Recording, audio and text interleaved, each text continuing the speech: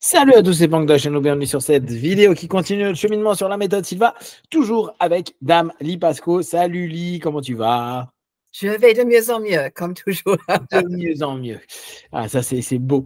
Donc on continue sur ce petit bouquin, on va le finir. Là, j'ai plus que 3 petites notes. Chose en première que j'aimerais te demander, parce que hier, je papotais de la méthode et régulièrement maintenant, quand je rencontre des personnes qui ont fait Silva, je dis OK, pour toi, la méthode Silva, c'est quoi l'objectif? Tu vois, parce que en fait, il y a moi, mon point de vue, tu vois, à force de lire, etc., c'est d'avoir une méthode qui te permet de trouver des solutions dans la vie. Et petit 2, devenir clairvoyant. Mais j'enlève le mot clairvoyant qui peut-être parfois peut être un peu mal vu, on va dire. Développer ton intuition. Pour toi, si tu avais justement 2-3 phrases à dire sur la méthode Silva, ça serait quoi l'objectif de la méthode Silva? Parce que tu vois, c'est pas si simple que ça. Moi, je voyais, je disais, bah, tu vois, par exemple, moi, à mon avis, régulièrement, on voit que José voulait développer des clairvoyants. C'était le principe de base.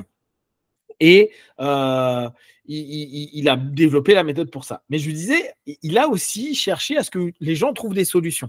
Donc, il cherchait la notion de clairvoyant, d'avoir, on reprend cette notion-là, d'intuition, pour trouver des solutions, pour réussir à résoudre des problèmes de la vie, de l'humanité, etc. etc.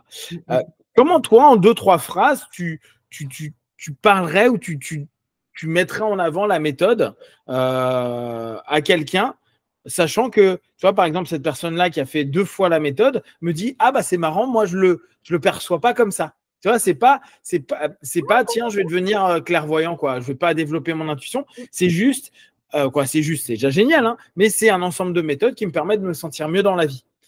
Et tu vois, je me suis dit, tiens, c'est amusant parce que moi, c'est parce que je suis bercé dedans, quoi. Je fais que de lire plein de bouquins et je lis beaucoup. Et pour moi, je me dis, ah bah ouais, moi, je le voyais un peu différemment. Donc, je me suis dit, tiens, bah c'est cool. Demain, je vois Lee et je vais lui demander comment elle alors, bien sûr, toi aussi, tu es biaisé avec les années de répétition, mais comment toi, tu le vois, la méthode? Est-ce que ça serait. Bah, est-ce que c'est un truc différent de moi? C'est-à-dire, moi, je te dis, je vois solution et développer l'intuition, mais peut-être que toi, tu le vois autrement. Peut-être travail de développement personnel, travail de méditation, travail, je ne sais pas. Comment toi, tu le définiras en 2-3 phrases? Ok. D'abord, je suis hyper contente que des gens ont dit « Ah, mais moi, je ne l'ai pas vu comme ça. » Pourtant, ils ont pratiqué depuis… Ce qui veut dire que chacun, en fait, peut prendre la méthode comme il trouve et développer pour quelque chose qui est bien pour lui. Donc, il y aura des gens qui vont dire « Ah oui, puis pour moi, ça a développé la clairvoyance. » Pour d'autres, ils disent « Oh non, pour moi, ce n'était pas du tout ça, c'est autre chose. » Mais là, je trouve que c'est formidable. Ça veut dire que ce n'est pas trop ciblé sur un certain type de personne. Ça peut vraiment aider tout type de personnes. Alors, moi, personnellement, parce que justement, tu imagines le nombre de fois qu'on me demande, mais c'est quoi exactement? Alors, quand on a toutes les possibilités dedans, c'est énorme.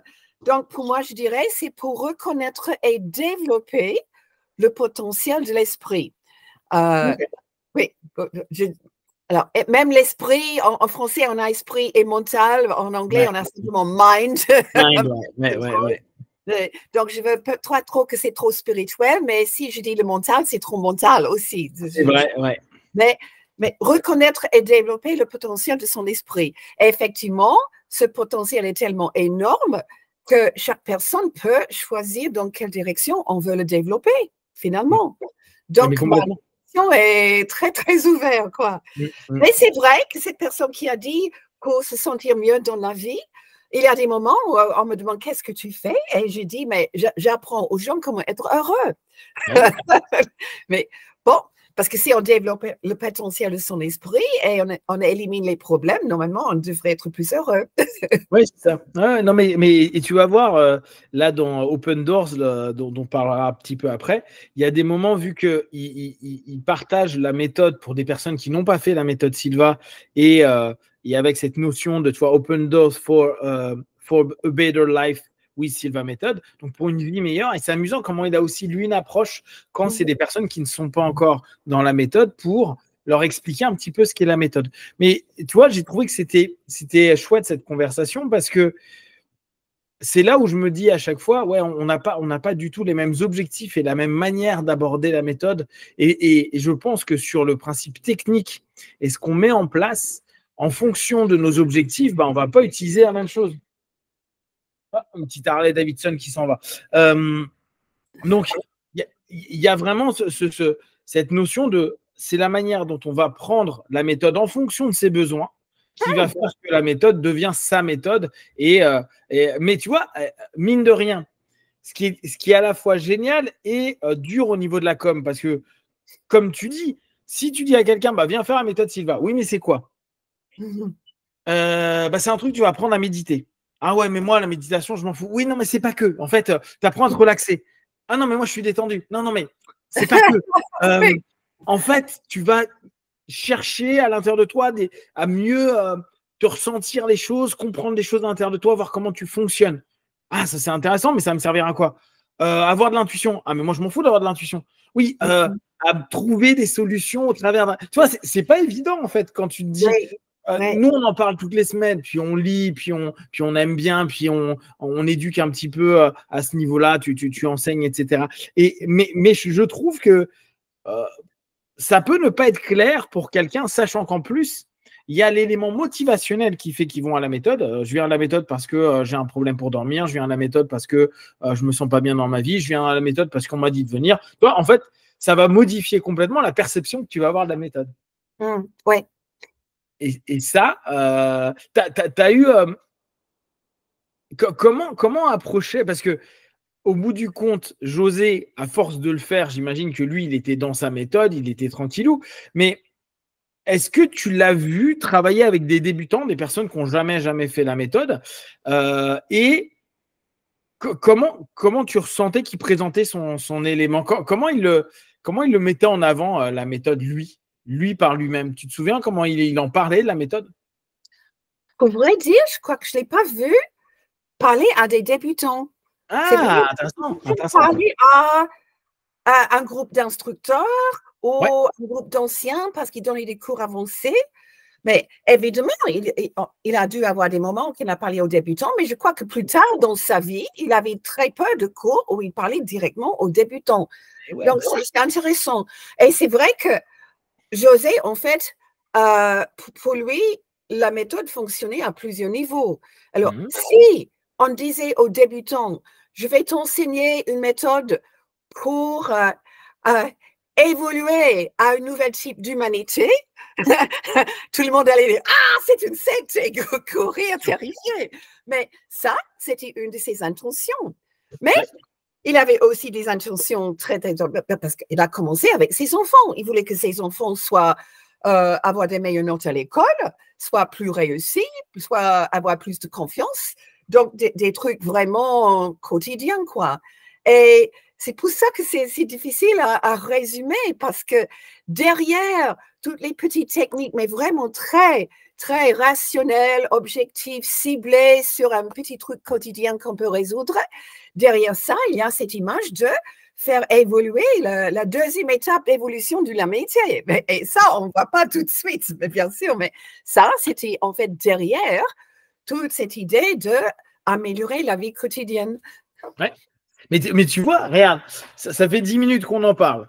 Ça fait quelques années, alors toi, ça fait de nombreuses années que tu maîtrises le système. Moi, je vivote dedans, je tente de comprendre un peu mieux et de pratiquer.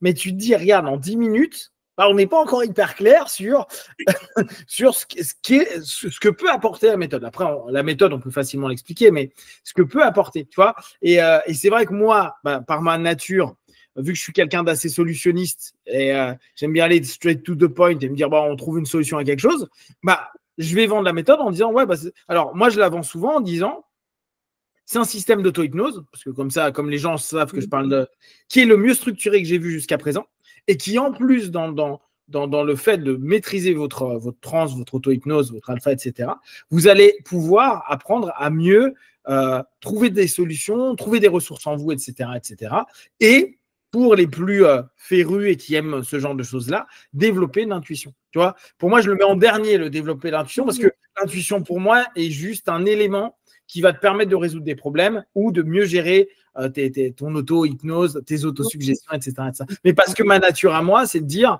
l'hypnose, c'est génial, et petit 2, ça te permet de résoudre des problèmes. Tu vois. Donc, je trouve que la méthode, elle répond à ça. Elle répond. Après, tu vois, on reparlait aussi hier des, des crochets mémoriels. Et c'est amusant parce que elle me disait, la première fois que je l'ai fait à la méthode, j'ai pas du tout compris à quoi ça servait. Je me souvenais de rien, je captais rien du tout. Et la deuxième fois qu'elle l'a fait, elle dit, bah là, ce coup-ci, j'ai tout compris. Alors ça, j'ai trouvé ça très intéressant. J'ai compris. Et en plus, le plus drôle, c'est que moi, elle estime qu'elle a une mauvaise mémoire, tu vois, et elle me dit, bah là, j'avais 19 sur 20 ou 20, 29 sur 30, je sais plus, 19 sur 20, je crois. Elle dit, il y en a qu'un que je vais pas trouvé quand on a refait le listing. Et je me disais, tiens, c'est vraiment intéressant. Et je lui dis, tu le réutilises ça pour la mémoire? Elle me dit, pas du tout.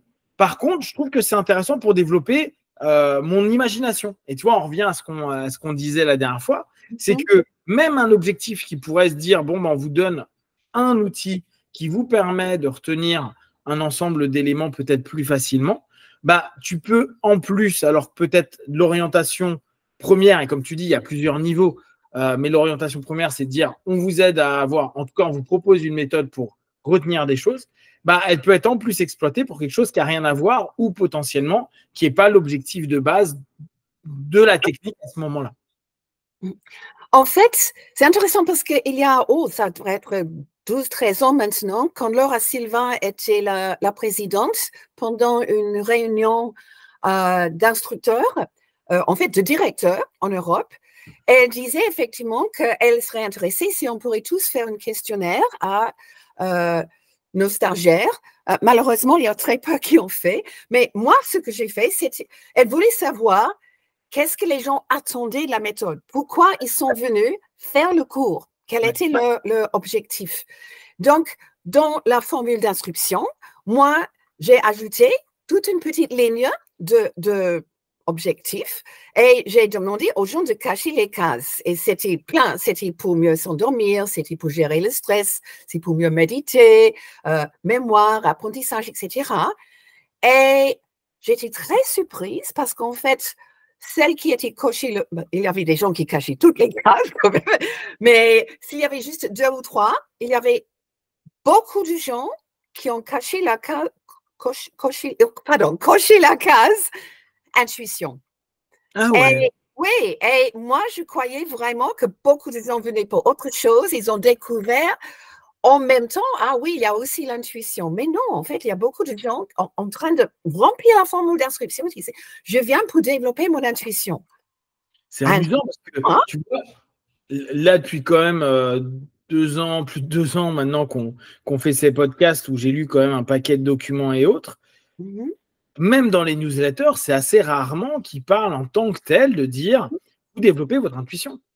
Ou bien développer la clairvoyance, mais pour ouais, mais même la notion, souviens-toi, on l'avait vu, alors je ne sais plus dans quel bouquin, mais en gros, la clairvoyance qu'on exploite dans les cas, c'est vraiment pour nous prouver qu'on peut faire confiance à notre intuition pour résoudre des problèmes. Quoi, tu vois, on retourne dans la même. Et ce n'est pas de l'intuition pour de l'intuition, c'est de l'intuition pour résoudre des problèmes, pour aller faire des solutions, pour te dire là, je vais aller à gauche ou à droite, je vais faire ceci ou cela, je vais dire oui ou je vais dire non. Tu vois, c'est cette notion-là qui est intéressante. Et le cas est génial parce que ça te permet de te dire. Ouais, bah, au bout du compte, mon intuition est plutôt bonne, quoi. Et en plus, plus je la développe et plus j'ai une bonne intuition, point de référence, etc. Donc, je peux faire confiance à moi-même. On revient à ce que tu disais tout à l'heure. Mais tu vois, je trouve que c'est pas forcément ça qui est mis le plus en avant dans la méthode, même dans les newsletters. Après, les newsletters vont toucher beaucoup. À l'époque, j'imagine que ça a touché aussi beaucoup de personnes qui étaient diplômées Silva. Mais cette notion-là, effectivement, je trouve que c'est amusant de voir comment ils en sont arrivés à se dire, tiens, je vais trouver une méthode qui me permet de développer mon intuition. Justement, ça m'a beaucoup surpris parce que c'est vrai, on ne met pas trop en avant. Non. Parce qu'on dit, si on insiste trop, oui, vous allez développer intuition, clairvoyance, ça serait encore un peu wou-wou pour les gens qui voulaient juste avoir une vie plus compétente, quoi. Ouais. Et finalement, on peut dire que pour beaucoup de gens, ce développement de l'intuition, c'est simplement un autre outil pour avoir une meilleure vie et être plus réussi et résoudre plus de problèmes. Mais là aussi, moi, j'étais très surprise de découvrir qu'il y avait des gens qui sont venus pour développer l'intuition. C'était un des buts qu'ils avaient dès le départ du cours. C'est intéressant. Faudrait faudrait demander aux gens, alors si déjà il y a personne qui regarde la vidéo, n'hésitez pas à nous donner votre définition de ce qu'est l'intuition. Oui. Parce que peut-être qu'on ne parle pas tous de la même chose en plus. Peut-être que chacun a une vision de ce qu'est l'intuition. Mais je trouve ça intéressant parce que tu vois, moi je ne me trouve pas particulièrement intuitif. Alors, mais parce que j'ai mis énormément de notions à me dire. Moi, c'est mes points de référence sont très drôles, c'est la route, tu vois. Et moi, j'ai un jeu depuis des années qui est je n'utilise pas de GPS et je le fais au feeling. Donc, tu vois, c'est genre, je suis à peu près les panneaux, puis après, quand j'arrive dans les endroits où je dois aller à peu près, je vais tourner à gauche, à droite, à droite, à gauche, selon mon intuition, je suis toujours perdu. Donc, mon intuition au niveau cartographique est pourrie, quoi, est pourrie. J'arrive quand même un jour à un autre, mais il y a des moments, je me suis vu réellement faire le tour de l'Île-de-France, hein. Je devais aller à un endroit, je ne sais pas, je n'ai pas vu la sortie. Et ma tête me disait, t'inquiète, tourne là, fais ceci, fais cela. Je le fais. Alors, je m'éloignais encore plus parce que quand j'ai regardé la carte après, j'étais vraiment très, très, très loin. Donc, conclusion, je suis rentré en finissant le tour, tu vois. Mais je me disais, j'ai une intuition pourrie. Quoi, tu vois, pour moi, ça, c'est associé à l'intuition. C'est quel est le feeling de l'instant vers où je vais aller, tu vois. Est-ce que j'ai le nez creux? Je suis nul là-dessus. Mais par contre, sur des décisions, sur des choses que je mets en place, là, alors, et là, tu vois, je n'utiliserai même pas intuition. Je dis non, j'ai confiance dans mon point de vue, dans ma logique. Et je ne parlerai pas d'intuition, paradoxalement. Tu vois, c'est vraiment, je veux dire. Et alors qu'en fait, si je le définis comme un Silva, j'ai plein de points de référence. J'ai confiance dans les expériences que j'ai faites dans le passé qui me disent que, en général, ceci emmène cela. Donc j'ai hyper confiance dans mes décisions. Par contre, si je parle de pure intuition, genre, t'es libre, mon pote. Fais-toi aller, va, suis le vent et suis. Moi, si j'étais sur un navire à l'époque où on allait découvrir l'Amérique, quoi, on irait en Inde. Moi, j'aurais été comme Christophe Colomb. Hein. T'es sûr que je serais passé, je me suis retrouvé au Brésil. Hein. Et en étant en Inde, hein, et en partant bien du bon côté, mais je me serais retrouvé de l'autre côté. Hein. Je suis un peu comme ça, tu vois. Et pour moi, c'est un manque d'intuition. Mais c'est peut-être, je l'ai mal assimilé, tu vois. Puis maintenant, ça me fait tellement rire que je le garde. Mais comme quoi, tu vois, la notion d'intuition, je ne sais pas comment toi tu le définis, l'intuition. Comment toi tu le définis? Comment toi tu le perçois? Est-ce que tu l'as complètement associé à la logique Silva ou est-ce que tu as une autre perception qui t'est propre? Non, je ne sais pas si c'est pour moi. Non, je dois dire, je suis très influencée par les descriptions Silva, qui est justement développer ses facultés subjectives. Ouais. Et ce qui n'est pas simplement intuition, mais c'est aussi créativité, imagination, etc. Mais oui, moi, je dirais, c'est intuition, c'est quand tu captes une information qui n'est pas que tu captes pas avec tes sens physiques. Tu ne vois pas, tu n'entends pas, mais quelque part, tu le sais. Mais quand quelqu'un te demande, mais comment tu sais? Tu peux pas dire j'ai vu ou même j'ai calculé, hein, même pas c'est une suite d'une série de logiques, c'est simplement je sais parce que j'ai capté quelque chose avec mes sens subjectifs. Je le comprends bien. En fait, moi, ça revient à ma notion de dire, mon subconscient, après, hein, c'est ma base de données. Ma base de données me donne déjà une résultante. Tu vois, mémoire à long terme, dans le subconscient, pour ceux qui ne connaissent pas trop en hypnose, on y met mémoire à long terme, émotions, valeurs, croyances, automatisme, pattern, etc. et économie d'énergie. Et dans cette notion-là, pour moi, dans ce que tu dis, pour moi, c'est mon subconscient me donne une info sans que j'ai besoin d'aller la chercher nécessairement et me dire je vais à l'intérieur, savoir ce que je ressens et tout. Et effectivement, c'est mon monde subjectif va me dire non, mais fais ça. Ou non, ça, tu le sens pas, ne le fais pas. N'y va pas. Tu vois, et effectivement, je reviens à la même logique que toi à ce moment-là. Ouais. Oui, mais pour moi, il y a un côté d'intuition qu'on peut expliquer tout à fait scientifiquement aussi. Donc là, je parle plutôt que quand on travaille un cas, on te donne le nom de quelqu'un que tu n'as jamais vu, tu ne sais pas qui c'est, et tout d'un coup, tu peux dire qu'est-ce qui ne va pas. Alors là, pour moi, ça, c'est vraiment, est-ce que j'ose le dire, pure intuition, parce que j'ai aucune information du tout. Mais il y a aussi ce type d'intuition, ou bien ce qu'on appelle intuition, où on a un feeling, mais comme tu dis, c'est mon subconscient qui a détecté quelque chose que je n'ai pas perçu consciemment. Et consciemment, je ne sais pas pourquoi, mais j'ai ce feeling qui dit attention, ne va pas comme ça. OK? Je peux te raconter un exemple de ça parce que j'ai trouvé, c'était hyper intéressant. Il y a un psychologue anglais, Dr. Richard Wiseman, il s'appelle littéralement Wiseman, qui a écrit un livre sur la chance, la facteur chance, et votre capital chance, justement, en français. Et il disait il y avait certains facteurs de la chance, et un, c'était fier à ton intuition. Alors là, j'étais très surpris parce que ce type, il est hyper matérialiste, il est ancien magicien, donc il dénonce justement beaucoup de clairvoyance qui dit non, c'est dû à ceci, cela, c'est un truc, etc. Mais lui, il dit fie à ton intuition. Je dis ah bon? Oui, il parle de ça et puis il donne un exemple. Et dans cet exemple, il est invité à une conférence. Il arrive pour faire le check-in à l'hôtel. On lui demande son carte de crédit et tout d'un coup, il n'a pas envie de montrer. Il dit non, je vais t'écrire un chèque. J'ai oublié ma carte de crédit, mais en fait, c'était dans sa poche. Mais il sentait simplement, je ne sens pas bien. Intuition. OK? Donc, il donne le chèque comme garantie, quoi. Et il donne le cours, il rentre chez lui. Et puis, quelques jours après, il a un appel des organisateurs en disant est-ce que tu as vérifié ton compte bancaire? Parce qu'effectivement, celui qui était à la réception était en train de faire une arnaque parce qu'il prenait des cartes, il faisait une copie et effectivement, il était en train de voler les gens. Alors, mais là, il a détecté. Et puis, il a dit, mais c'est normal parce qu'il dit, une de mes spécialités, c'est code reading. Bien sûr. Moi, je peux te dire, le moment que quelqu'un est en train de me dire un mensonge ou quelque chose qui n'est pas vrai, je sais qu'il y a un mouvement dans les yeux où il fait ci, c'est ça. Et ça, c'est strictement basé sur ce qu'il perçoit avec ses yeux. Mais là, il n'attendait pas. Son intention, c'était pas est-ce que ce type est en train de me. Non, c'était. Mais il a capté quand même. L'information était enregistrée. Son subconscient dit attention, danger. Et voilà. Donc, tu vois, là, on peut dire mais là, il y a strictement une explication matérielle. Mais c'est toujours l'intuition. Ouais, mais tu vois, moi, ça pour moi, c'est de l'intuition. Là, tu vois, j'étais en train de me dire, c'est intéressant parce que, alors c'est mon côté matérialiste, hein, mais mon côté très terre à terre dit, ouais, ça c'est vraiment de l'intuition.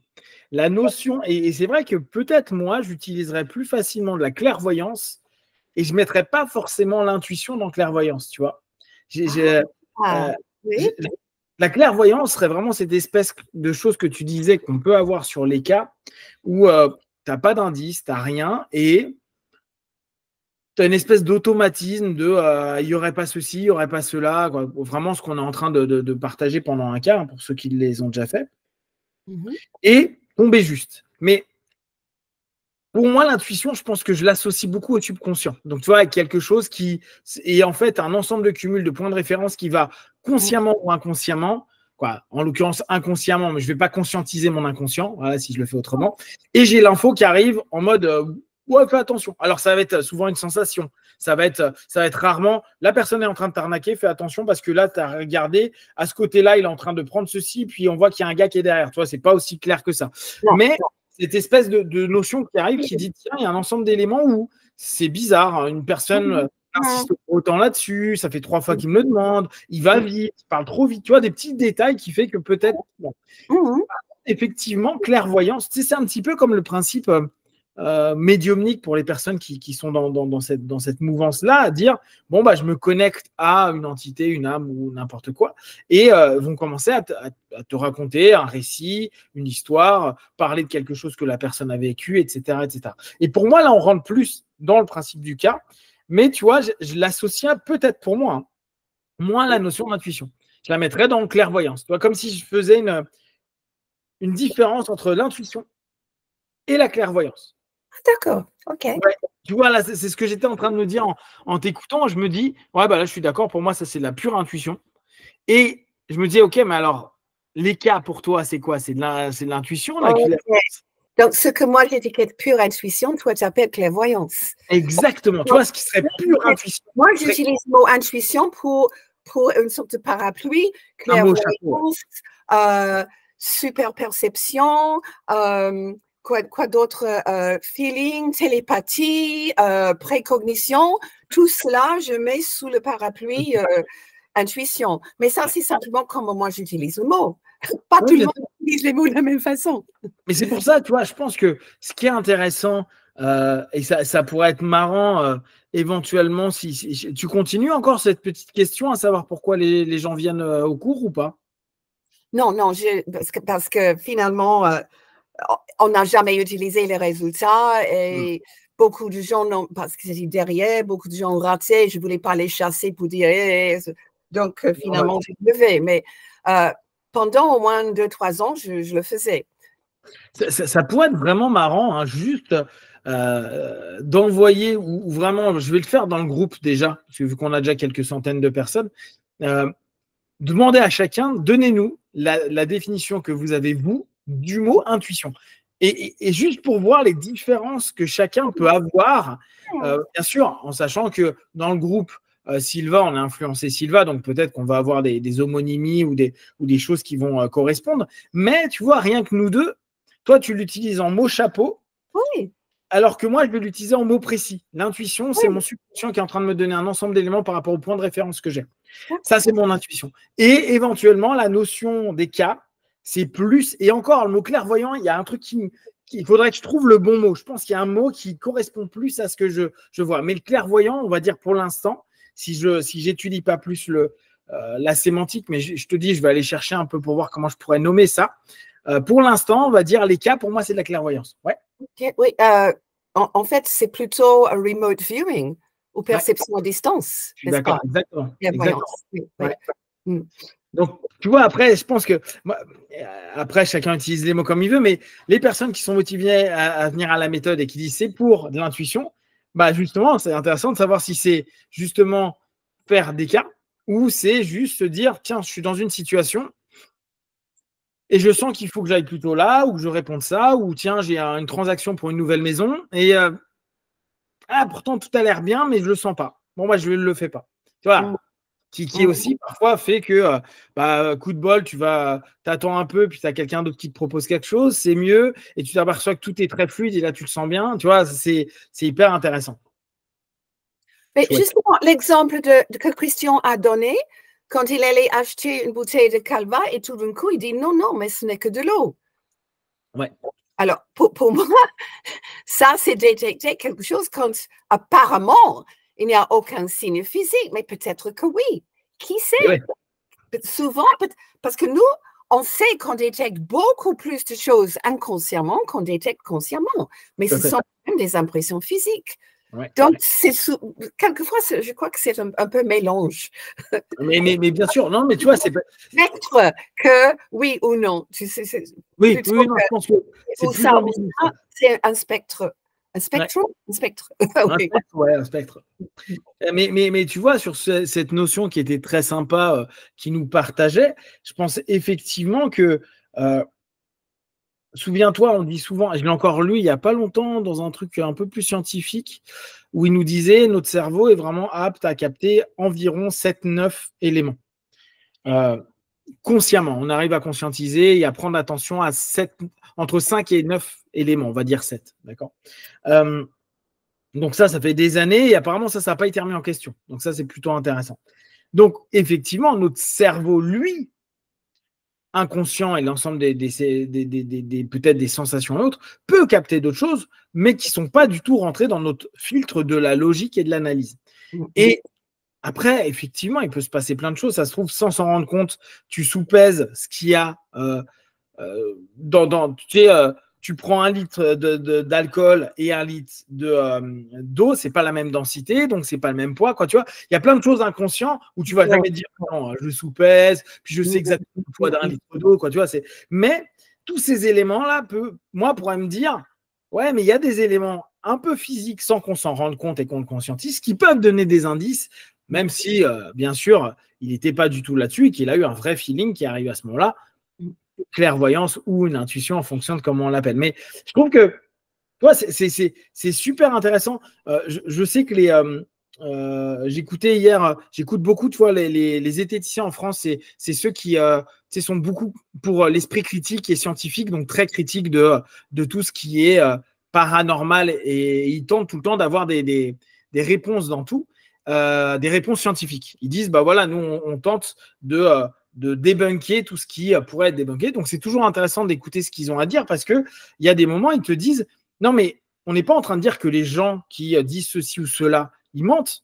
C'est juste qu'ils ne se rendent pas compte qu'ils ont automatisé un ensemble de performances, de capacités qui font qu'ils vont être aptes à… il parlait par exemple de psychokinésie à un moment, de faire bouger une porte et autres. Et il prenait un exemple d'un monsieur qui était très grand et qui en fait arrivait à faire bouger un peu la porte si la pièce était petite, avec ce qu'il disait être la concentration. Et en fait, ils se sont aperçus que le monsieur était tellement solide, tellement massif, et il se concentrait, mais en fait, il contractait tellement son corps que ça créait suffisamment de micro-mouvements pour faire bouger une porte ou bouger un objet, tu vois. Et j'ai trouvé ça génial, parce que le gars, il est sincère, il est vrai, il dit non mais attendez, moi j'arrive à bouger à distance des choses, point. Et il va se faire analyser, quoi. C'était un défi à l'époque où en France tu gagnais 200 000 francs, je crois, un truc comme ça. Et au labo c'était à Nice, ils s'aperçoivent que en fait non, il se passe quelque chose physiquement, mais il n'a pas du tout menti, et l'ensemble des éléments qu'il a mis en place est réel, c'est-à-dire qu'il y a des choses qui bougent, et effectivement, il se concentre, sauf que lui, la concentration, c'est aussi l'attention, et ça, il n'a pas fait gaffe, parce qu'il a un gros gabarit, parce que.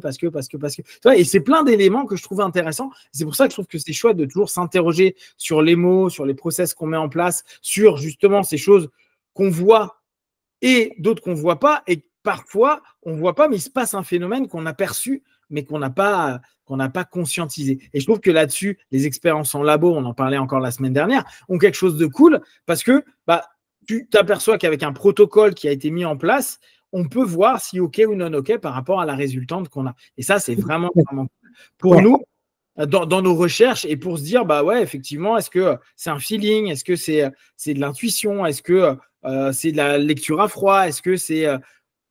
il y a plein de choses, tu vois. Et en fait, on peut appeler quelque chose alors que ça se trouve, on vient de faire de la lecture à froid. Mais oui, effectivement, la lecture à froid, je peux l'inclure dans l'intuition. J'ai vu un ensemble d'éléments qui fait que, tiens, ça semble répondre à un ensemble de critères que je connais dans les arnaques. OK, cool. En plus, si c'était un magicien, en magie, tu sais très bien arnaquer les gens. Arnaquer c'est un deal volontaire de tout le monde, hein, mais tu sais amener les gens vers quelque chose, et tu vois quand les gens sont en train de te la faire un petit peu à l'envers. Et ça, c'est très intéressant. Mais comme tu dis, la personne elle-même peut être absolument convaincue. Et il y a justement plein de clairvoyants ou un magicien dit, mais non, tu fais cold reading, et c'était peut-être vrai, mais elle n'était pas au courant. Parce que pour elle, c'était… son intuition était en fait l'intelligence de son subconscient. Exactement. Qui observait, qui comprenait, mais consciemment, il n'était pas au courant. Exactement.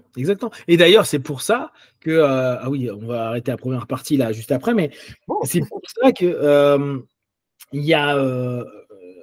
José et j'ai trouvé que c'était intéressant, a bien compris qu'il fallait éviter de faire un cas d'une personne dans la pièce, petit 1, et que vaut mieux prendre des personnes qu'on connaissait ni d'Ève ni d'Adam, et juste pouvoir avoir des retours de personnes qui connaissaient, ou au travers d'un tableur où il y a l'ensemble des éléments. Et ça, je trouve que c'était intéressant pour tester, parce qu'effectivement, lui a compris, parce qu'il s'intéressait à plein de choses, que oui, on peut très bien, sans s'en rendre compte, être devenu des experts de petites choses. Tu vois, peut-être que ta probabilité, tu vois, qu'une personne qui est recourbée comme ça, avec tel type de comportement, c'est une personne qui n'a pas fait son deuil. Et puis, tu en as vu tellement de personnes qui n'ont pas fait leur deuil, hein, tu y es associé. Et alors, c'est une proba, hein, ça se trouve, c'est juste 7 fois sur 10. Sauf que là, la personne vient, tu dis, mais je sens un deuil en vous. Parce que ton cerveau, il a dit, oui, il est comme ça, puis tu sens que, je sais pas quoi, bon, bref. Si c'est pas dans les 3 fois où c'est pas le cas, tu as 7 chances sur 10 que ce soit le cas. Et dans ce cas-là, tu te dis, oui, je vois les choses, j'entends les choses. Et c'est ça que je trouve intéressant à interroger. Parce qu'il y a des moments où tu te dis, attends, c'est quoi le fonctionnement? Comment on en arrive là? Et pour moi qui suis terre à terre, j'adore parce que justement, ce questionnement est super sain. Et parfois, on ne trouve pas la réponse. Et il y a des moments, on va parler d'autres niveaux. Et d'autres moments, la science va dire, bon, après étude, on a vu que c'était ceci, ceci, ceci, cela. Et c'est très bien parce que nous, on s'en fiche. À partir du moment où tu dis, OK, donc je peux le répliquer, je le réplique. Si ça amène du positif, si ça amène des choses cool, si ça solutionne, si ça me permet d'avancer dans ma vie, génial. Autant prendre ça comme étant des éléments positifs. Yes, on va s'arrêter là pour la première partie. Et si vous avez des questions. Vite quand on s'amuse. Parce que là, on a un peu dépassé notre temps, c'est pas grave. N'hésitez pas vraiment à nous partager votre définition de l'intuition, ça peut être sympa. Je le mettrai aussi du coup dans le groupe Sylva. Et bien sûr, si vous avez des questions, des remarques sur ce qu'on vient de partager, n'hésitez pas à vous-même le partager sur Facebook, YouTube. On y répondra le plus rapidement possible. Et comme d'habitude, de tout ce qu'on propose, ne prenez que ce qui est bon et juste pour vous. Tester, observer, analyser et concluer. Liwan, merci Lee. À tout de suite. À tout de suite.